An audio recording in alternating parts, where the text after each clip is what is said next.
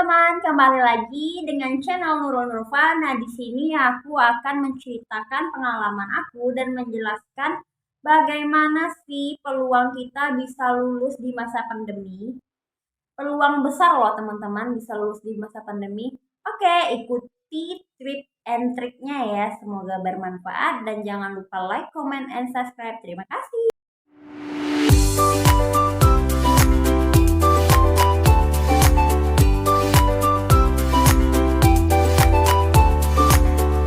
Oke teman-teman, sebelumnya aku mau cerita dulu nih.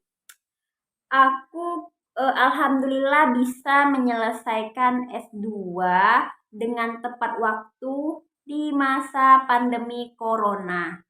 Apa aja sih kiat-kiat yang aku lakukan? Ingat teman-teman, masa corona ini jangan dianggap bersantai, justru ini adalah peluang besar buat kalian cepat tamat. Kenapa? Karena aku alamin sendiri, eh, kuliah ambil S2 itu kan 2 tahun. Aku cuma 6 bulan di kampus. Kenapa gitu? Selebihnya itu kan di rumah karena aku masuk tahun 2019, hanya semester 1, semester 2, semester 3, semester 4 semua secara online. Itu sangat-sangat menguntungkan teman-teman. Kenapa? Karena kita bisa mengerjakannya itu dengan sambilan. Seperti aku yang ibu rumah tangga, bisa sambil ngurus anak, bisa sambil mengerjakan pekerjaan rumah. Bisa bisa mengerjakan pekerjaan rumah dan banyak lain hal sebagainya. Karena kalau misalnya nggak kebayang sama aku kalau misalnya aku kuliah tatap muka. Kuliah tatap muka itu kita harus berhadapan sama dosen, ibaratnya melakukan seminar tatap muka. Karena di tempat aku kuliah itu banyak sekali tahapnya, tapi memang sih perjuangan kita memang diuji di sana.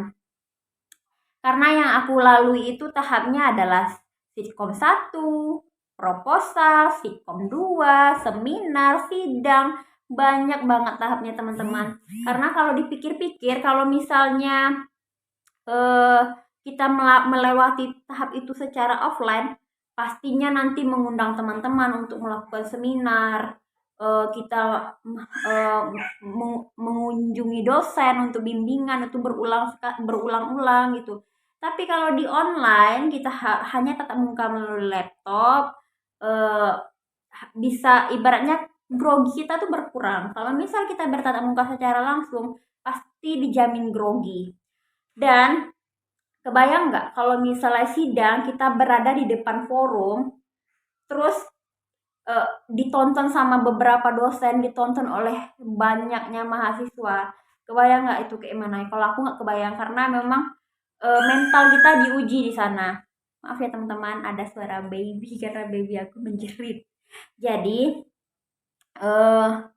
semuanya ada yang bertanya ke kita secara langsung. Kalau di sini kan kita bertanya ibaratnya nggak langsung ketemu orangnya, masih kuat gitu, masih percaya diri. Tapi coba kalau kita ditanya langsung, misalnya ini kayak mana, gini penelitian kamu nih kayak mana gini, apakah kamu siap? Bisa, oh kayak gini bu. Misalnya kita memang sudah mempersiapkan secara matang, tapi pasti ada groginya kalau secara langsung. Nah itu dia keuntungan online, kita hanya bertatap muka secara online, dengan melalui layar, jadi kita PPD kita itu bertambah dan biaya itu lebih hemat teman-teman. Karena kalau kita melaksanakan seminar itu pasti ada konsumsi untuk dosen, ada biaya konsumsi untuk teman-teman yang menyaksikan kita seminar gitu. Jadi hemat waktu, hemat uang, hemat tenaga, kita lebih percaya diri.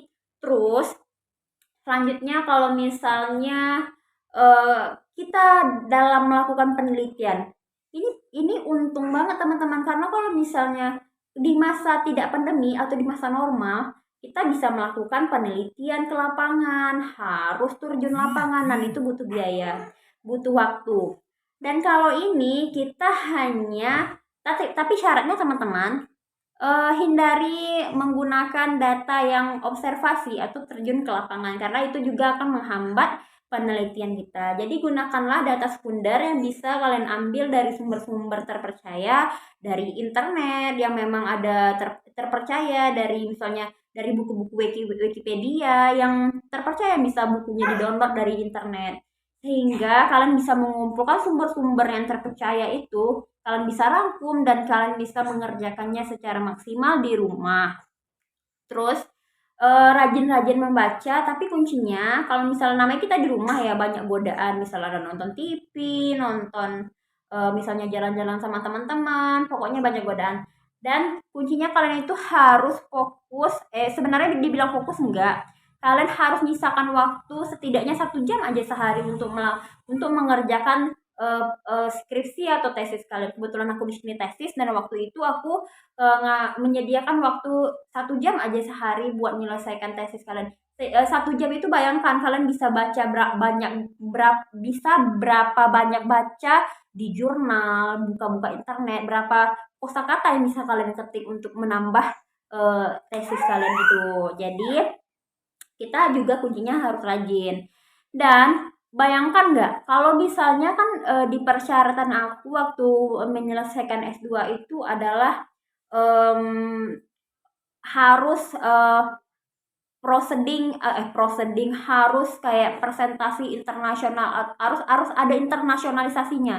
Nah, waktu itu aku kalau sebelum pandemi itu udah daftar ke Turki dan mau berangkat. Dan alhamdulillah detik-detik mau berangkat ke Turki, aku itu nggak jadi teman-teman karena corona yang membatasi keberangkatan penduduk Indonesia ke luar negeri. Jadi alhamdulillah padahal aku tuh udah bikin paspor, pokoknya udah siap-siapin budget mau ke Turki. Jadi alhamdulillah nggak jadi karena itu memang salah satu persyaratan dari kampus aku wajib internasionalisasi.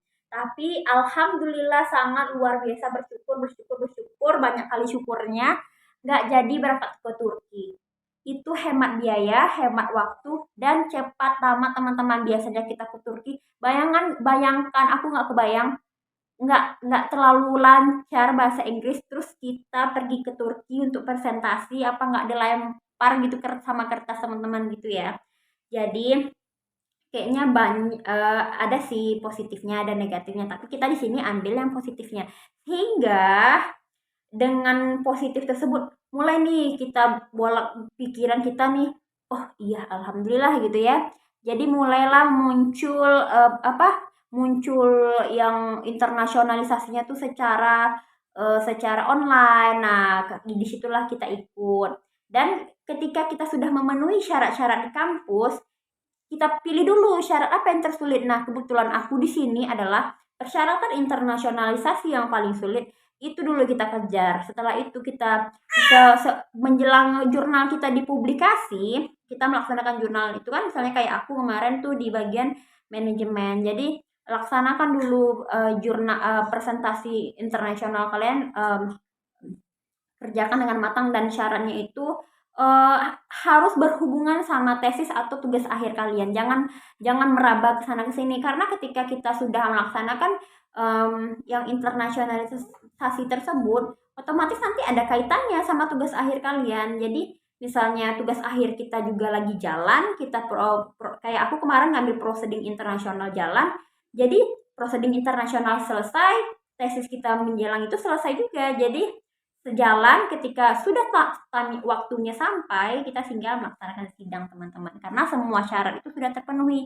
Jadi kalau kalian mau menyelesaikan tesis atau tugas akhir secara tepat, secara cepat dan tepat waktu, kalian harus melihat daftar syarat-syaratnya. Syarat apa yang tersulit, kejar itu duluan. Kemudian penuhi syaratnya satu persatu, jangan sampai terlewatkan. Apalagi syarat administrasi. Syarat administrasi itu penting teman-teman, karena kalau misalnya syarat administrasi kalian tidak selesai, itu akan menghambat kelulusan kalian. Oke? Setelah kalian kenali syarat-syaratnya, kalian penuhi syarat-syaratnya semua, belajar dengan baik untuk melaksanakan sidang dan mendapatkan nilai yang terbaik. Gitu ya teman-teman. Dan salah satunya adalah apalagi kemarin kan kalau di masa corona kita dapat kuota gratis kan dari Kemendikbud ya, Kementerian Pendidikan, dan itu salah satu keuntungan teman-teman. Coba deh bayangkan kalau misalnya kita aku nggak kebayang kalau offline kita biayanya tuh lebih gede gitu, lebih gede, apalagi kalau aku dari luar kota, dari luar kota kan, pergi ke sana gitu, biaya ongkosnya lagi, biaya tempat kos lagi, banyak sekali. Jadi buat kalian yang kuliah di masa pandemi kayak gini, ambil langkah cepat supaya kalian cepat aman ya teman-teman. Jangan sampai disia-siakan, jangan sampai kalian tunggu pula, tunggu corona selesai baru aku melaksanakan sidang, baru aku menyelesaikan kuliah. Itu salah besar teman-teman. Jadi ambil kesempatan ketika corona ini kalian selesai dan cepat tamat. Itu banyak sekali keuntungannya. Oke? Oke teman-teman, sekian dulu ya tips and trik aku bagaimana menyelesaikan tugas akhir dan aku kebetulan menyelesaikan tesis dengan cepat di masa pandemi corona. Jangan disia-siakan waktu kalian. Kalau bisa dikerjakan hari ini, kenapa tunggu hari esok? Oke, sampai jumpa di video selanjutnya. Jangan lupa like, comment, and subscribe. Semoga bermanfaat. Sampai jumpa di video selanjutnya. Assalamualaikum warahmatullahi wabarakatuh. Salam mahasiswa.